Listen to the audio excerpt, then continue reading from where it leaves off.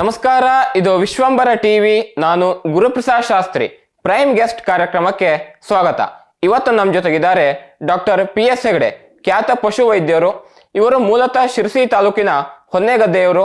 ಕಳೆದ 36 ವರ್ಷಗಳಿಂದ ಸಮರ್ಪಣ ಎನ್ನುವ ಸಂಸ್ಥೆಯ ಮೂಲಕ ಪಶು ವೈದ್ಯಕೀಯ ಸೇವೆ ಮತ್ತು ಸಲಹಾ ಕೇಂದ್ರವನ್ನು ನಡೆಸ್ಕೊಂಡು ಬರ್ತಾ ಇದ್ದಾರೆ. ಕಾರ್ಯಕ್ರಮಕ್ಕೆ ಆತ್ಮೀಯ ಸ್ವಾಗತ. ನಮಸ್ತೆ ಸರ್. ನಮಸ್ಕಾರ. ನಮಸ್ಕಾರ.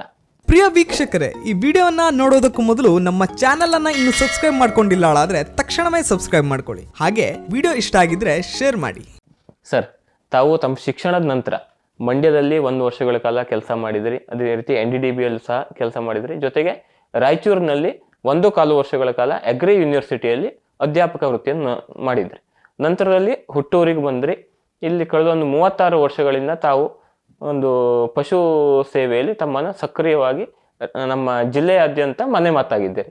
ಶಿರಸಿ, ಸಿದ್ದಾಪುರ, ಯಲ್ಲಾಪುರ ತಾಲೂಕಿನಂತೂ ಡಾಕ್ಟರ್ PS ಹೆಗಡೆ ಅಂದರೆ ಗೊತ್ತಿರದೇ ಇದ್ದವರು ಬಹುತೇಕ ಕಡಿಮೆ ಅನ್ಸತ್ತೆ. ಈಗ ಇವತ್ತಿನ ವಿಷಯಕ್ಕೆ ಬಂದರೆ, ಈಗಿನ ಒಂದು ಹವಾಮಾನ ಅಥವಾ ವೈಪರೀತ್ಯದ ಕಾರಣಕ್ಕೆ ಈಗ ನವೆಂಬರಿಂದ ಮೇವರೆಗಿನ ಒಂದು ಸಮಯವನ್ನು ಗಣನೆಗೆ ತೆಗೆದುಕೊಂಡ್ರೆ ನಮ್ಮ ಮಲೆನಾಡು ಭಾಗದ ಕೊಟ್ಟಿಗೆಗಳಲ್ಲಿ ಜಾನುವಾರುಗಳಿಗೆ ಕಂಡು ಬರುವಂಥ ಪ್ರಮುಖವಾದಂಥ ಯಾವ ರೋಗಗಳು ಬರ್ತವೆ? ಇಲ್ಲಿ ಜಾನುವಾರುಗಳಲ್ಲಿ ಉತ್ತರ ಕನ್ನಡದಲ್ಲಿ ರೋಗಗಳು ಬಹಳ ಇದೆ. ಮುಖ್ಯವಾಗಿ ನಾನು ಇಲ್ಲಿವರೆಗೆ ನೋಡಿರೋ ಪ್ರಕಾರ ಈ ನವೆಂಬರ್ ಟು ಮಾರ್ಚ್ವರೆಗೆ ನಮ್ಮಲ್ಲಿ ಹೊರ ಪರೋಪಜೀವಿಗಳು ಜಾಸ್ತಿ ಇರ್ತವೆ. ಈ ನೊಣ, ಸೊಳ್ಳೆ ಹಾಗೂ ಉಣ್ಣೆ ಅಂತ ಕರಿತೇವೆ, ಟಿಕ್ಸು ಮತ್ತು ಹೇನು, ಲೈಸ್ ಅಂತ ಕರಿತೇವೆ. ಅದರಿಂದ ಬರುವಂಥ ರೋಗಗಳು ನಾನು ನೋಡಿರೋ ಪ್ರಕಾರ ಈ ಸೀಸನ್ನಲ್ಲಿ ಜಾಸ್ತಿ. ಮುಖ್ಯವಾಗಿ ಉಣ್ಣೆಯಿಂದ ಬರುವಂಥದ್ದು 2 ರೋಗ ಇದೆ ಜಾನುವಾರುಗಳಲ್ಲಿ. ಉಣ್ಣೆ ಅಂತಂದರೆ ನಾನು ಈ ಸೀಸನಲ್ಲಿ ಯಾಕೆ ಇರ್ತೀನಿ ಅಂತಂದರೆ, ನಾವು ಕರಡ ಹಾಕ್ತೇವೆ. ಕರಡದಲ್ಲಿ ಉಣ್ಣೆ ಜಾಸ್ತಿ, ಅಥವಾ ಗುರಿಗೆ ಅಂತ ಕೆಲವೊಂದು ಕಾಡು ಗಿಡಗಳೇನಿದಾವಲ್ಲ ಅದರೊಳಗಡೆ ಸಿವಿಯರ್ ಉಣ್ಣೆ ಟಿಕ್ಸ್ ಇರ್ತವೆ. ಸೊ ಗುರಿಗೆಯಿಂದ ಬರುವಂಥ ಉಣ್ಣೆ ಆಗಿರ್ಬೋದು, ಅಥವಾ ನಾವು ಕರಡದಿಂದ ಕೊಟ್ಟಿಗೆ ಹಾಸಿದಾಗ ಅಥವಾ ತಿನ್ಲಿಕ್ಕೆ ಹಾಕಿದಾಗ ಅದರಿಂದ ಉಣ್ಣೆಗಳು ಜಾನುವಾರುಗಳಿಗೆ ಹೊತ್ತುಕೊಂಡು ಅದರಿಂದ ರೋಗವನ್ನು ಹಬ್ಬಿಸ್ತವೆ. ಮುಖ್ಯವಾಗಿ ಬರುವಂಥದ್ದು 2 ರೋಗ. ಒಂದು ಥೈಲೇರಿಯಾ, ಅದು ಮನುಷ್ಯರ ಮಲೇರಿಯಾ ಅನ್ನುವಂಥ ರೋಗಕ್ಕೆ ಸಂಬಂಧಿ. ಇನ್ನೊಂದು ಬೆಬೇಶ ಅಂತೇಳಿ, ಅದು ರಕ್ತಮೂತ್ರ ರೋಗ. ಅಂದರೆ ಮೂತ್ರದಲ್ಲಿ ರಕ್ತ ಬಂದು ಜಾನುವಾರುಗಳು ಜ್ವರದಿಂದ ಬಳಲಿ ರಕ್ತಹೀನತೆಯಿಂದ ಸಾಯ್ತದೆ ಅದು. ಇನ್ನೊಂದು ಥೈಲೇರಿಯಾ ಪ್ರಮುಖವಾದಂಥ ರೋಗ. ನಮ್ಮಲ್ಲಿ ಇತ್ತೀಚಿನ ಒಂದು 5 ವರ್ಷದಲ್ಲಿ ನಾನು ನೋಡಿದಂತೆ ಸುಮಾರು ಈ ಸೀಸನ್ನಲ್ಲಿ ಏನು ಡೆತ್ ಆಗಿದೆ ಅದರೊಳಗೆ ಸುಮಾರು 50% ಡೆತ್ ಈಸ್ ಡ್ಯೂ ಟು ಥೈಲೇರಿಯಾ. ಅಂದರೆ ಉಣ್ಣೆಯಿಂದ ಬರುವಂಥ ಈ ರೋಗ ಏನಿದೆ ಅಷ್ಟೊಂದು ಫೇಟಲ್, ಮಾರಣಾಂತಿಕ ರೋಗ. ಅದು ಏನಾಗ್ತದೆ ಅಂತಂದರೆ, ಆ ರೋಗದ ಲಕ್ಷಣ ನಿಮ್ಗೆ ಹೇಳಬೇಕು ಅಂತಂದರೆ, ಕಂಟಿನ್ಯೂಸ್ ಆಗಿ ಜ್ವರ ಬರೋದು. ದನಗಳು ಜ್ವರ ಬಂದಾಗ ಆಹಾರ ಬಿಡ್ತವೆ. ಆ ಜ್ವರದಲ್ಲಿ ಏರಿಳಿತ ಇರ್ತದೆ, ಫ್ಲಕ್ಚುಯೇಟಿಂಗ್ ಟೆಂಪ್ರೇಚರ್ ಅಂತ ಕರಿತೇವೆ ನಾವು. ಫ್ಲಕ್ಚುಯೇಟಿಂಗ್ ಅಂದರೆ ಬೆಳಗ್ಗೆ ನಾರ್ಮಲ್ ಕಾಣ್ತೇವೆ ನಿಮಗೆ, ಮಧ್ಯಾಹ್ನ ಹೋಗುವಾಗ 103ಕ್ಕೆ ಬಂದಿರ್ತದೆ, ರಾತ್ರಿ ಹೋಗುವಾಗ 106 ಬಂದಿರ್ತದೆ. ಇದನ್ನು ನಾವು ರೆಕಾರ್ಡ್ ಮಾಡಿರೋದಿಲ್ಲ. ಅಂದರೆ ಯಾರು ಥರ್ಮಾಮೀಟರ್ ಇಟ್ಕೊಂಡು ನಾವು ಮನುಷ್ಯರು ನೋಡ್ಲಿಕ್ಕೆ ಆಗೋದಿಲ್ಲ. ಆದರೆ ಆ ಹಸುವಿನ ಏನು ಚಹರೆಯಲ್ಲಿ ಬದಲಾವಣೆ ಇರ್ತದೆ. ಬೆಳಗ್ಗೆ ಏನು ಆ್ಯಕ್ಟಿವ್ ಇರುವಂಥ ಹಸು ಮಧ್ಯಾಹ್ನ ಆದಂಗೆ ಡಲ್ ಆಗ್ತಾ ಹೋಗಿ ರಾತ್ರಿ ಆದಂಗೆ ಪೂರ ಡಲ್ ಆಗ್ತದೆ. ಇದೇ ಥರ ಈ ಜ್ವರ 3-4 ದಿನ ತೀವ್ರವಾಗೇ ಇರ್ತದೆ ವೇರಿಯೇಷನ್ನು. ಆಮೇಲೆ ಏನಾಗ್ತದೆ ಅಂದರೆ ಜ್ವರ ಬಂದಾಗ್ಬಿಡ್ಬೋದು. ಬಟ್ ಆ ಜ್ವರ ಆ ಕ್ರಿಮಿ ಏನು ಅಂದರೆ ಹಾನಿ ಮಾಡಿರುತ್ತೆ ದೇಹದ ಒಳಗಡೆ, ಅದು ರಕ್ತವನ್ನು ಲೈಸಿಸ್ ಮಾಡ್ತದೆ, ರಕ್ತದ ಕಣಗಳನ್ನು, ಕೆಂಪು ರಕ್ತ ಕಣಗಳನ್ನು. ಹಾಗಾಗಿ ಇದರೊಳಗೂ ಆಗೋದೇನೆಂದರೆ ಜಾಂಡಿಸ್ ಆಗ್ಬೋದು. ಮನುಷ್ಯರಿಗೆ ಏನು ಕಾಂಬಳೆ ಅಂತ ಕರಿತೇವೆ, ಅದೇ ಕಾಂಬಳೆ ರೋಗ ಈ ಥೈಲೇರಿಯಾ ರೋಗದಲ್ಲಿ ಬರ್ತದೆ. ಹಾಗೂ ರಕ್ತಹೀನತೆ, ಇದು 2ರಿಂದ ಶಾಕ್ ಆಗಿ ದನ ಸಾಯ್ತದೆ. ಆಮೇಲೆ 3ನೇದು ಉಣ್ಣೆಯಿಂದ ಬರುವಂಥದ್ದು, ಅದು ನಾವು ಮಿಂಚು ರೋಗ ಅಂತ ಕರಿತೇವೆ. ನಮ್ಮ ಇಲ್ಲಿ ಗ್ರಾಮ್ಯ ಭಾಷೆಯಲ್ಲಿ ನಾವು ಮಿಂಚು ರೋಗ, ಅದು ಆ್ಯಕ್ಚುಲಿ ಟ್ರಿಪಾನ್ಸೋಮಿಯಾಸಿಸ್ ಅಂತೇಳಿ ಟ್ರಿಪ್ಸ್ ಅಂತ ಕರಿತೇವೆ ಮಾಮೂಲಿಯಾಗಿ. ಇದು ಮನುಷ್ಯರಿಗೂ ಹರಡುವಂಥ ಒಂದು ರೋಗ. ಅದನ್ನು ನಾವು ಮನುಷ್ಯರ ಬಗ್ಗೆ ಅದಕ್ಕೆ ಆಮೇಲೆ ಮಾತಾಡೋಣ. ಈ ಟ್ರಿಪ್ಸಲ್ಲಿ ಏನಾಗ್ತದೆ ಅಂದರೆ, ನಾವು ಇದನ್ನು ಸೈಲೆಂಟ್ ಕಿಲ್ಲರ್ ಅಂತ ಕರಿತೇವೆ. ಯಾವುದೇ ಲಕ್ಷಣವನ್ನು ತೋರಿಸದೇ ಇರ್ಬೋದು, ಬಟ್ ಹಸು ಆಹಾರವನ್ನು ಕಡಿಮೆ ಮಾಡ್ತಾ ಹೋಗ್ತದೆ. ಒಂದು ಮುಖ್ಯವಾದ ಲಕ್ಷಣ ಅಂತಂದರೆ ಹಿಂಡಿಯನ್ನು ಬಿಡ್ತವೆ. ಈ 3 ರೋಗದಲ್ಲಿ ಫಸ್ಟ್ ಲಕ್ಷಣ ಏನು ಅಂದರೆ, 4-5 ದಿನ ಹುಲ್ಲು ತಿನ್ಬೋದು, ನಿಧಾನವಾಗಿ ಕಾನ್ಸಂಟ್ರೇಟ್ ಅಂತ ಕರಿತೇವೆ ನಾವು, ಹಿಂಡಿ ಮಿಶ್ರಣವನ್ನು ಕಡಿಮೆ ಮಾಡ್ತಾ ಹೋಗಿ ಆಮೇಲೆ ಇದು ಮಾರಣಾಂತಿಕವಾಗ್ತದೆ. ಈ ಮಿಂಚು ರೋಗ ಅನ್ನೋದು ಏನಿದೆ ಅದು ಒಳಗಡೆ ಈಗ ಫಿಟ್ಸ್ ಬರ್ತಿಲ್ಲ, ಫಿಟ್ಸ್ ಬರುವಂಥದ್ದೇ ಅದೇ ಥರದ ಲಕ್ಷಣಗಳನ್ನು. ಅಂದರೆ ನಿಂತಿರೋ ದನ ದಡ್ನೆ ಬಿದ್ದೋಗಿರೋದು. ಈಗ ಬೆಳಗಾಗೋದ್ರಲ್ಲಿ ಈಗ ರಾತ್ರಿ ನೋಡಿರ್ತಾರೆ, ಆಮೇಲೆ ಹುಲ್ಲು ತಿಂತಾ ಇರ್ತದೆ, ಬೆಳಗಾಗೋದ್ರೂ ದೊಣಕಲಲ್ಲಿ ಬಿದ್ದಿರ್ತದೆ, ಇಲ್ಲೇ ಬಿದ್ದುಕೊಂಡಿರ್ತದೆ. ಬಿದ್ಕೊಂಡು ಫಸ್ಟ್ ಒಂದು 2 ಟೈಮು ಬಿದ್ದು ಏಳ್ಬೋದು, ಮೇಲೆ ಎದ್ದಿರ್ತದೆ ಅದು. ಆಮೇಲೆ ಮಾತ್ರ ಅದಕ್ಕೆ ಏಳ್ಲಿಕ್ಕೆ ಆಗೋದಿಲ್ಲ. ಅಲ್ಲಿಂದ ಏಳ್ಲಿಕ್ಕೆ ಆಗದಿರೋ ಸ್ಟೇಜ್ ತಲುಪಿದಾಗ ಆವಾಗ ಅದರಿಂದ ರಿಕವರಿ ಕಷ್ಟ. ಈ 3 ರೋಗಕ್ಕೆ ನಾವು ಪ್ರಾರಂಭದ ಹಂತದಲ್ಲಿ ಚಿಕಿತ್ಸೆ ಮಾಡಿದಾಗ 100ಕ್ಕೆ 100 ಗುಣಮುಖ ಆಗ್ತದೆ. ಓಕೆ, ಅದರದ್ದು ಸಮಸ್ಯೆ ಏನಿಲ್ಲ. ಬಟ್ ನಾವು ಬಿಟ್ಟಾಗ ಮಾತ್ರ ಒಂದು ಸ್ಟೇಜಲ್ಲಿ ಯಾವುದು ನಾವು ಒಂದು ಇರ್ರಿವರ್ಸಬಲ್ ಸ್ಟೇಜ್ ಅಂತ ಕರಿತೇವೆ, ಆ ಸ್ಟೇಜ್ ರೀಚ್ ಆದಾಗ ಮಾತ್ರ ಬಹಳ ಕಷ್ಟ. ಇವಕ್ಕೆ ಟ್ರೀಟ್ಮೆಂಟ್ ಅಂದ್ರೆ ಯಾವ ರೀತಿ ಮಾಡಬೇಕು? ಚಿಕಿತ್ಸೆಗಿಂತ ಮೊದಲು ನಾನು ಹೇಳೋದು ಕಂಟ್ರೋಲ್ ಮಾಡುವ, ಪ್ರಿವೆನ್ಷನ್ ಆಫ್ ಎಕ್ಸ್ಟರ್ನಲ್ ಪ್ಯಾರಾಸೈಟ್ಸ್, ಹೊರ ಪರೋಪಜೀವಿಗಳನ್ನು ನಾವು ಬರದಂತೆ ನೋಡೋದು ಅದು ನಮ್ಮ ಫಸ್ಟ್ ಕರ್ತವ್ಯ. ಅದು ಅಂದರೆ ರೋಗ ಬಂದ ಮೇಲೆ ಇವೆಲ್ಲ ಸ್ವಲ್ಪ ನಮ್ಮ ಜಾನುವಾರುಗಳಲ್ಲಿ ಈ ಥೈಲೇರಿಯಾ ಹೇಳುವಂಥದ್ದು ಬಹುಶಃ ಕಾಸ್ಟ್ಲಿಯೆಸ್ಟ್ ರೋಗ. ಅಂದರೆ ಇದಕ್ಕೆ ಸಂಬಂಧ ನಾವು ಜನರಲ್ಲ ಕರೆದಾಗ ಇನ್ನೂ ಬಹಳ ಕಾಸ್ಟ್ಲಿಯೆಸ್ಟ್ ಮೆಡಿಸಿನ್ಗಳು ಬೇರೆ ಬೇರೆ ರೋಗ ಬಂದಿದೆ. ಅದು ಬಿಟ್ಟರೆ ಜನರಲಾಗಿ ಬರುವಂಥ ರೋಗದಲ್ಲಿ ಕಾಸ್ಟ್ಲಿ ಒಂದು ಇಂಜೆಕ್ಷನ್ ಇವತ್ತು ಒಂದು ದನಕ್ಕೆ ಸುಮಾರು 1300ರಿಂದ 1800 ರೂಪಾಯಿ ಬರೀ ಸಿಂಗಲ್ ಇಂಜೆಕ್ಷನ್ ಇದೆ ಆ ಥೈಲೇರಿಯಾಕ್ಕೆ ಬರುವಂಥದ್ದು. ಹಾಗಾಗಿ ನಾವು ಚಿಕಿತ್ಸೆಯನ್ನು ಬಂದ ಮೇಲೆ ಏನು ಮಾಡಬೇಕು ಆಮೇಲೆ ಮಾಡೋಣ. ಬಟ್ ಬರೋ ಒಳಗಡೆ ಉಣ್ಣೆ ಹಾಗೂ ನೊಣಗಳನ್ನು ಕಂಟ್ರೋಲ್ ಮಾಡಿದ್ರೆ, ಪ್ರಿವೆಂಟ್ ಮಾಡಿದ್ರೆ, ಈ ಸಾಕಷ್ಟು ಔಷಧಿಗಳು ಬಂದಿದ್ದಾರೆ. ಈ ಉಣ್ಣೆಯನ್ನು ಹೋಗಿಸುವಂಥ ಒಂದು ಇಂಪೋರ್ಟೆಡ್ ಔಷಧಿ ಇದೆ, ಅದು ಸೇಫ್ ಇರ್ತದೆ. ನಾವು ಸೇಫ್ಟಿ ಈಗ ಏನು ಮಾಡೋದಾದ್ರೂ ನಾವು ಡ್ರಗ್ ಸೇಫ್ಟಿ ನೋಡಬೇಕು.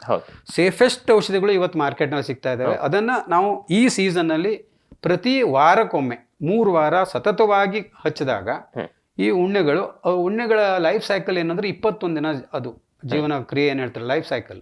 ಆ 21 ದಿನದಲ್ಲಿ ನಾವು ಅಡಲ್ಟ್ ಫ್ಲೈಯನ್ನು ಅದರ ಮೊಟ್ಟೆಯನ್ನು ಅಥವಾ ಅದರ ಮರಿಯನ್ನು ತೆಗಿಬೇಕು ಅಂತಂದರೆ 23 ವಾರ ಕಂಟಿನ್ಯೂಸ್ ಆಗಿ ಮಾಡಬೇಕು. 3 ವಾರ ಆವಾಗ ಸುಮಾರು ಮತ್ತೊಂದು 4 ವಾರ ನಮ್ಗೆ ಕಂಟ್ರೋಲ್ ಆಗ್ತದೆ. ಮತ್ತೆ ನಿಮ್ಗೆ ಏನಾದರೂ ಸ್ವಲ್ಪ ಆಗ್ಲಿಕ್ಕೆ ಹತ್ತು ಅಂತಾದಾಗ ಮತ್ತೆ 3 ವಾರ ಮಾಡ್ಬೋದು. ಅದಕ್ಕೆ ಇಲ್ಲಿವರೆಗೆ ಈಗ ಸದ್ಯದ ಔಷಧಿಯಲ್ಲಿ ಅದು ಡ್ರಗ್ ರೆಸಿಸ್ಟೆನ್ಸ್ ಅಂತ ಬರ್ತದೆ. ಈ ಕೆಲವೊಂದು ನಾವು ಹೊರ ಪರೋಪಜೀವಿ ನಾಶಕಗಳನ್ನು ಹಾಕಿದಾಗ ಏನಾಗ್ತಂದ್ರೆ ಆ ಉಣ್ಣೆಗೆ ರೆಸಿಸ್ಟೆನ್ಸ್ ಮುಂದೆ ಹೋಗ್ತದೆ. ಕೆಲವೊಂದಷ್ಟು ವರ್ಷ ನಾವು ಕಂಟಿನ್ಯೂಸ್ ಯೂಸ್ ಮಾಡ್ತಾ ಇದ್ದಾಗ ಅದು ಏನು ಮಾಡಿದ್ರು ಆಗೋದಿಲ್ಲ. ಅದೇ ಕಂಪ್ಲೇಂಟ್, ಈ ಜನರದ ಕಂಪ್ಲೇಂಟ್ ನಮ್ಮ ಹತ್ರ ಏನಿದೆ ಅಂತ ಇಲ್ಲ, ಇದು ಅವ್ರಿಗೆ ಜನರಿಗೆ ಇವತ್ತು ಕೇಳಿದ್ರೆ ನೀವು ಬಾಯಲ್ಲಿ ಕೇಳ್ರಿ ಉಂಡು ತೆಗಿಲಿಕ್ಕೆ ಬ್ಯೂಟಾಕ್ಸ್ ಅಂದರು. ನೀವು ಯಾರ ಬೇಕು ಹಳ್ಳಿಯಲ್ಲಿ ಕೇಳ್ರಿ ಅವ್ರಿಗೆ ಬ್ಯೂಟಾಕ್ಸ್ ಇರ್ತದೆ. ಆದ್ರೆ ಆ ಬ್ಯೂಟಾಕ್ಸ್ ಏನು ಅದ್ರದ್ದೇನು ಇಂಗ್ರೀಡಿಯೆಂಟ್ ಇದೆ ಅದಕ್ಕೆ ಇವತ್ತು ರೆಸಿಸ್ಟೆನ್ಸ್ ಡೆವಲಪ್ ಆಗ್ಬಿಟ್ಟಿದೆ. ಅದ್ರ ಬದಲಿಗೆ ಸಾಕಷ್ಟು ಒಳ್ಳೆ ಔಷಧಿಗಳಿದ್ದಾವೆ, ಸೇಫೆಸ್ಟ್ ಔಷಧಿ ಇದೆ, ಅದನ್ನು ನೀವು ಅವರು ಯೂಸ್ ಮಾಡ್ಬೋದು. ಆಮೇಲೆ ಈ ನೊಣ ಕಂಟ್ರೋಲ್, ನೊಣ ಮತ್ತು ಸೊಳ್ಳೆಗೆ ಏನಿದೆಯಲ್ಲ, ನಮ್ಮ ಇಲ್ಲೇ ಲೋಕಲಿಗೆ ಒಂದು ಪರಿಹಾರ ಕಂಡಿಡಿದೆ. ನೀಲಗಿರಿ ಎಣ್ಣೆ ಅಥವಾ ಲೆಮನ್ ಗ್ರಾಸ್ ಆಯಿಲ್, ಅಂದ್ರೆ ಅದು ಮಜ್ಜಿಗೆ ಹುಲ್ಲಿನ ಎಣ್ಣೆ ಅಂತ ಬರ್ತದಲ್ಲ, ಅದನ್ನು ನೀವು ಒಳ್ಳೆ ಫ್ಲೈ ರಿಪೆಲೆಂಟ್ ಆಗಿ ಯೂಸ್ ಮಾಡ್ಬೋದು. ಅಂದರೆ ಒಂದು ಲೀಟರ್ ಬಿಸಿ ನೀರು ಗೊಡಗೊಡ ಕುದಿಯೋ ನೀರಿಗೆ ಒಂದು 20ರಿಂದ 30 ml, ಅಲ್ಲಿ ತೀವ್ರತೆ ನೀವು ನೋಡಿಕೊಂಡು ಅಲ್ಲಿ ಎಷ್ಟು ನೊಣ ಇದೆ ಅಥವಾ ಯಾವ ನೊಣ ಇದೆ. ಅದಕ್ಕೀಗ ಈ ನಾನು ಮಿಂಚು ರೋಗ ಅಂತ ಹೇಳಿದ್ನಲ್ಲ, ಅದು ಯೂಶುವಲಿ ನಮ್ಮಲ್ಲಿ ಕೂಡು ನೊಣ ಅಂತ ಕರೀತಾರೆ, ದುಂಡು ನೊಣ. ಅದರಿಂದ ಹರಡುವಂಥ ರೋಗ ಅದು ಮಿಂಚು ರೋಗ. ಈಗ ಏನಾಗಿದೆ ಅಂದರೆ ಸಣ್ಣ ನೊಣ ಬರ್ತದೆ. ನಾವು ಇಲ್ಲೊಂದು ಅದಕ್ಕೂ ಏನೋ ಸಣ್ಣ, ನಮ್ಮಲ್ಲಿ ಏನು ಹೇಳ್ತಾರೆ ಲೋಕಲ್ ಏನು ಹೇಳ್ತಾರೆ ಗೊತ್ತಿಲ್ಲ ನನಗೆ, ಸಣ್ಣ ನೊಣ ಬಹಳ ಅಂದ್ರೆ ಬಹಳ ತೀವ್ರವಾಗಿ ಇರ್ತದೆ. ಅದನ್ನು ಕಂಟ್ರೋಲ್ ಮಾಡ್ಲಿಕ್ಕೆ ಮಾತ್ರ ಒಳ್ಳೆ ಔಷಧಿ ಇದು ಲೆಮನ್ ಗ್ರಾಸ್ ಆಯಿಲ್ ಅಥವಾ ನೀಲಗಿರಿ ಎಣ್ಣೆ. ಅದನ್ನು 1 ಲೀಟ್ರು ಕುದಿಯುವಂಥ ನೀರಿಗೆ ಒಂದು 20ರಿಂದ 30 ml ಮಿಕ್ಸ್ ಮಾಡ್ಕೊಳ್ಳಿ. ಯಾಕಂದರೆ ಎಣ್ಣೆ ಮತ್ತು ನೀರು ಸೇರೋದಿಲ್ಲ. ಆದರೆ ಅದನ್ನು ಬಿಸಿ ನೀರಿಗೆ ಹಾಕಿದಾಗ ಅದು ತನ್ನ ಸ್ವಲ್ಪ ಮಟ್ಟಿಗೆ ಅಂಶವನ್ನು ಬಿಡ್ತದೆ. ಸರಿಯಾಗಿ ಶೇಕ್ ಮಾಡಿ ಪ್ರತಿ ದಿವಸ ಕೊಟ್ಟಿಗೆ ಒಂದು ಸಾರಿ, ಯೂಶ್ವಲಿ ಸಂಜೆ ಟೈಮು 5 ಗಂಟೆ ನಂತರ ನೊಣಗಳು ನುಸಿ ಇದರದೆಲ್ಲ ಹಾವಳಿ ಜಾಸ್ತಿ. ಆ ಟೈಮ್ನಲ್ಲಿ ನೀವು ಸ್ವಲ್ಪ ಬಿಸಿ ಇರುವಾಗಲೇ ಸ್ಪ್ರೇ ಮಾಡಬೇಕು. ಎಂಟೈರ್ ಕೊಟ್ಟಿಗೆ ಸ್ಪ್ರೇ ಮಾಡ್ಬೋದು ಹಾಗೂ ದನಕ್ಕೂ ಸ್ಪ್ರೇ ಮಾಡ್ಬೋದು. ಬಹಳ ಇಫೆಕ್ಟಿವ್ ಕಂಟ್ರೋಲ್ ಆಗ್ತಾನೆ ನಂಗೆ ನೋಡೋದು. ಇದನ್ನು ನೀವು ಲೋಕಲಿ ಅವೈಲೇಬಲ್ಲು ಮತ್ತು ಪ್ಯೂರ್ಲಿ ಆರ್ಗ್ಯಾನಿಕ್, ಇದ್ರಿಗೆ ಯಾವುದೇ ಔಷಧಿ ಕೆಮಿಕಲ್ ಇಲ್ಲೇ ಇಲ್ಲ. ಪ್ಯೂರ್ಲಿ ಆರ್ಗ್ಯಾನಿಕ್ ಇರೋದಕ್ಕೆ ನೀವು ಇವನ್ ಮನೆ ಒಳಗಡೆ ಇದನ್ನು ಯೂಸ್ ಮಾಡ್ಬೋದು ನೊಣ ಕಂಟ್ರೋಲ್ ಮಾಡಲಿಕ್ಕೆ. ಈಗ ಇದರಲ್ಲಿ ಈಗ ನೀವೇನು 3 ರೋಗದ ಬಗ್ಗೆ ಹೇಳಿದ್ರಿ, ಅದರಲ್ಲಿ ಒಂದು ಹಸುವಿಂದ ಮತ್ತೊಂದು ಹಸುವಿಗೆ ಅಥವಾ ಜಾನುವಾರಿಗೆ ಹರಡುವಂಥ ಸಂದರ್ಭ ಇರ್ತದೆ. ಈ ನೊಣ ಒಂದು ಹಸು ಕಚ್ಕೊಂಡು ಕೆಲವೊಂದು ನೊಣ ಏನು ಮಾಡ್ತದೆ ಅಂತಂದರೆ, ಯೂಶ್ವಲಿ ಈ ವೈರಲ್ ಇನ್ಫೆಕ್ಷನ್ಗಳು ಏನು ಬರ್ತಾವಲ್ಲ ಅದು ದನಗಳಲ್ಲಿ ನುಸಿ ಅಂತ ಅದರ ಚರ್ಮ ದಪ್ಪ ಇರೋದಕ್ಕೆ ಟ್ರಾನ್ಸ್ಫರ್ ಮಾಡೋದಿಲ್ಲ. ಅದು ನಮ್ಮಲ್ಲಿ ಎಲ್ಲ ಹೆಚ್ಚಿನ ರೋಗವನ್ನು ಟ್ರಾನ್ಸ್ಮಿಟ್ ಮಾಡೋದು ಉಣುಗು ಅಥವಾ ನೊಣ. ಆ ನೊಣ ಇದಕ್ಕೆ ಕಚ್ಕೊಂಡು ಮತ್ತೊಂದು ಹೆಲ್ದಿ ಅನಿಮಲ್ಲಿ ಕಚ್ಚಿದಾಗ ಅಲ್ಲಿ ಎಲ್ಲ ಚಾನ್ಸ್ ಇದೆ ಈ ರೋಗವನ್ನು ಇಲ್ಲಿಂದ ಮತ್ತೊಂದಕ್ಕೆ ಟ್ರಾನ್ಸ್ಫರ್ ಮಾಡುವಂಥ ಎಲ್ಲ ರೋಗ ಇದೆ. ಅದು ಯಾಕೆ ಹೇಳ್ತೇನೆ ಅಂದರೆ, ನಾವು ಕಲಿಯುವಾಗ ಏನಿತ್ತು ಅಂತಂದರೆ, ಈ ಥೈಲೇರಿಯಾ ಮತ್ತು ಬೆಬೇಸಿಯಾ ಹೇಳುವಂಥ ರೋಗ, ಥೈಲೇರಿಯಾದಲ್ಲಿ ನಿಮ್ಗೆ ಹೇಳಿದೆ ಟೆಂಪ್ರೇಚರ್ ವೇರಿಯೇಷನ್ ಇರ್ತದೆ, ಬೆಬೇಸಿಯಾದಲ್ಲಿ ಮೂತ್ರದಲ್ಲಿ ರಕ್ತ ಬರ್ತದೆ, ಹಾಗೂ ಟ್ರಿಪಾನ್ಸೋಮಾದಲ್ಲಿ ಸ್ವಲ್ಪ ಫಿಟ್ಸ್ ಥರದ ಲಕ್ಷಣ ತೋರಿಸಿ ದನಗಳು ರೋಗಗ್ರಸ್ತ ಆಗ್ತವೆ. ಈ 3 ರೋಗವನ್ನು ಟ್ರಾನ್ಸ್ಮಿಟ್ ಮಾಡು ಆ ಟ್ರಿಪ್ಸನ್ ಬಿಟ್ಟರೆ, ಟ್ರಿಪ್ಸನ್ ನೊಣದಿಂದ ಟ್ರಾನ್ಸ್ಮಿಟ್ ಆಗ್ತದೆ ನಿಮ್ಗೆ ಹೇಳಿದ್ದೇನೆ. ಉಳಿದ 2 ರೋಗಗಳು ಉಣುಗಿನಿಂದ ಮಾತ್ರ ಬರುತ್ತೆ ಅಂತ ನಾವು ಕಲ್ತಿದ್ದು. ಆದರೆ ನಮ್ಮಲ್ಲಿ ನೋಡಿದಾಗ ಒಂದೇ ಒಂದು ಉಣುಗಿಲ್ದಿರುವಂಥ ಹಸುಗಳಲ್ಲೂ ಸಹ ನಾವು ಈ ರೋಗ ಕಾಣ್ತಾ ಇದ್ದೇವೆ ಅಂದರೆ ಅದನ್ನು ನೊಣನೂ ಸಹ ಟ್ರಾನ್ಸ್ಮಿಟ್ ಮಾಡ್ಬೋದು, ನೊಣನೂ ಸಹ ಹರಡಿಸುವಂಥ ಎಲ್ಲ ಸಾಧ್ಯತೆ ಇದೆ. ಈಗ ರೈತರು ಅಂದರೆ ಯಾರು ಹೈನುಗಾರಿಕೆಯಲ್ಲಿ ತೊಡ್ಕೊಂಡಿದ್ದಾರೋ ಅವ್ರು ಅಕಸ್ಮಾತಾಗಿ ಈಗ ಇದರಲ್ಲಿ ಯಾವುದೋ ಒಂದು ಸಿಂಟಮ್ಸ್ ಬಂತು, ಅಲ್ಲೇ ಸ್ಥಳೀಯವಾಗಿ ಏನೋ ಮನೆ ಔಷಧಿ ಏನೋ ಮಾಡಿದ್ರು, ಅಥವಾ ಯಾವ ರೀತಿ ಚಿಕಿತ್ಸೆಯನ್ನು ತಗೋಬೇಕು ಅಂದರೆ ಡಾಕ್ಟ್ರಿಗೆ ಎಷ್ಟು ದಿನ ಕಾಯ್ಬೋದು, ಅಥವಾ ಡಾಕ್ಟರ್ ಯಾವ ರೀತಿ ಇನ್ಫಾರ್ಮ್ ಮಾಡ್ಬೇಕು ಇಮಿಡಿಯೇಟ್ ಆಗಿ? ಈಗ ನಮ್ಮದು ಈ ಸೀಸನ್ ಬಂತು ಅಂತಂದರೆ ಅವ್ರು ನೊಣ ಮತ್ತು ಉಣುಗಿದೆ ಅಂತ ಆದರೆ ಅವ್ರು ಸ್ಟ್ರೇಟ್ ಅವೇ ಅದರ ಅಲ್ಲಿ ಲೋಕಲ್ ಆಗಿ ಹೆಂಗೋ ನಮಗೆ ಈಗ ಇರ್ತಾರೆ ಡೇರಿಯವರು ಟ್ರೀಟ್ಮೆಂಟ್ ಮಾಡ್ತಾರೆ, ಅವ್ರ ಒಂದು ರಕ್ತ ಕೊಟ್ಟು ಪರೀಕ್ಷೆ ಮಾಡಿದ್ರೆ ನಮಗೆ ಒಂದು 10 ನಿಮಿಷದಲ್ಲಿ ಅದು ಯಾವ ರೋಗ ಇದೆ, ಥೈಲೇರಿಯಾ ಇದ್ದರೂ ಥೈಲೇರಿಯಾನೂ ಕಾಣ್ತದೆ ನಮಗೆ, ಆರ್ಗ್ಯಾನಿಸಮು ಇಲ್ಲ ಮತ್ತೊಂದು ಎನಾಪ್ಲಾಸ್ಮಾ ಅಂತ ಒಂದು ರೋಗ ಇದೆ ನಮ್ಮಲ್ಲಿ, ಅದು ಎಮ್ಮೆಗಳಲ್ಲಿ ಜಾಸ್ತಿ ಇದೆ, ಅದು ನೊಣದಿಂದ ಹರಡುವಂಥದ್ದೇ. ಅವೆಲ್ಲದೂ ಏನು ರಕ್ತಕ್ಕೆ ಹಿಮೋಪ್ರೋಟೋಸೋವನ್ ಡಿಸೀಸ್ ಅಂತ ಕರಿತೇವೆ. ಅಂದರೆ ರಕ್ತಕ್ಕೆ ಸೇರಿದಂಥ ಈ ಪರೋಪಜೀವಿಗಳು ಏನು ರಕ್ತವನ್ನು ಟ್ರಾನ್ಸ್ಮಿಟ್ ಮಾಡ್ತೇವೆ, ಚುಚ್ತವೆ. ಆ ಚುಚ್ಚಿದಾಗ ಏನಾಗ್ತದೆ ಅಂದರೆ ಆ ಕ್ರಿಮಿ ಒಂದು ಹಸುವಿಂದ ಇನ್ನೊಂದು ಹಸುವಿಗೆ ಹೋಗಿರ್ತದೆ, ಅಲ್ಲಿ ಅವು ಈ ರೋಗವನ್ನು ಉತ್ಪತ್ತಿ ಮಾಡ್ತವೆ. ಅದು ಹಿಮೋಪ್ರೋಟೋಸೋವನ್ ಡಿಸೀಸು. ಅದರೊಳಗಡೆ ಮೇಜರ್ ಥೈಲೇರಿಯಾ, 2ನೇ ಎನಾಪ್ಲಾಸ್ಮಾ. ಥೈಲೇರಿಯಾ ಹೇಳುವಂಥದ್ದು ಎಮ್ಮೆಗಳಲ್ಲಿ ಬಹಳ ಕಡಿಮೆ, ಬಟ್ ನಾವು ನೋಡಿದ್ದೇವೆ ಈಗ ಎಮ್ಮೆಗಳಲ್ಲೂ ಅದು ಕಾಣ್ತಾ ಇದೆ. ಅಲ್ಲಿ ಎಮ್ಮೆಗಳಲ್ಲಿ ಎನಾಪ್ಲಾಸ್ಮಾ ಅದು ಸಿಮಿಲರ್, ಇದು ಏನು ಥೈಲೇರಿಯಾದ ಒಂದು ಹತ್ತಿರದ ಸಂಬಂಧ ಇದೆ, ಅದು ಎನಾಪ್ಲಾಸ್ಮಾ ಇರ್ತದೆ.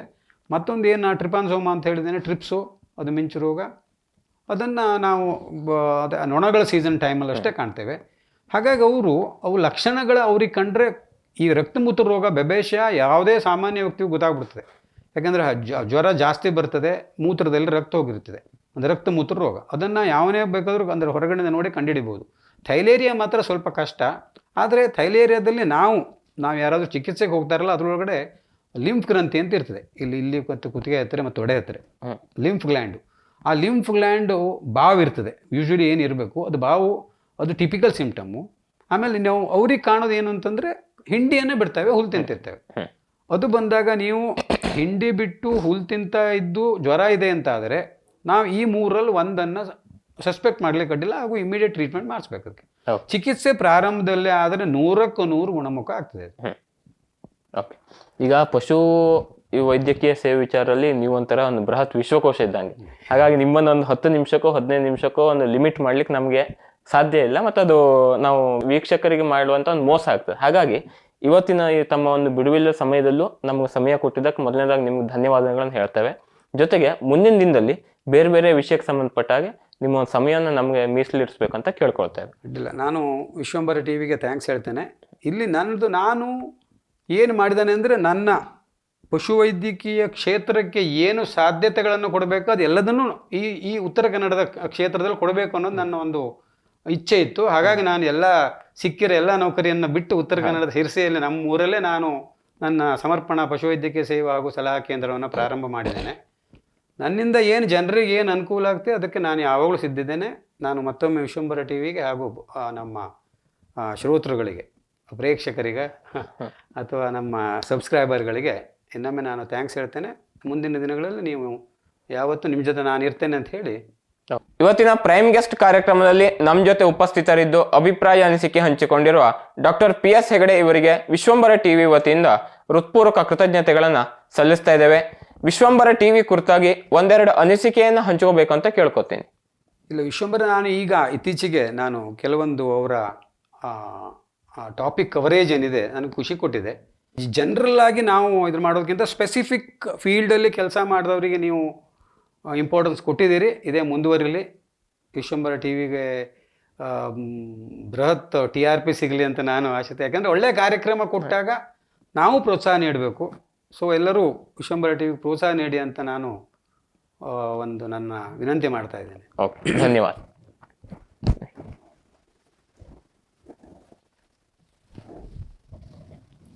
ಧನ್ಯವಾದ. ವೀಕ್ಷಕ ಮಹಾಪ್ರಭುಗಳೇ, ನಮ್ಮ ಚಾನಲ್ ಅನ್ನು ಸಬ್ಸ್ಕ್ರೈಬ್ ಮಾಡಿ, ಶೇರ್ ಮಾಡಿ, ಪ್ರೋತ್ಸಾಹಿಸಿ.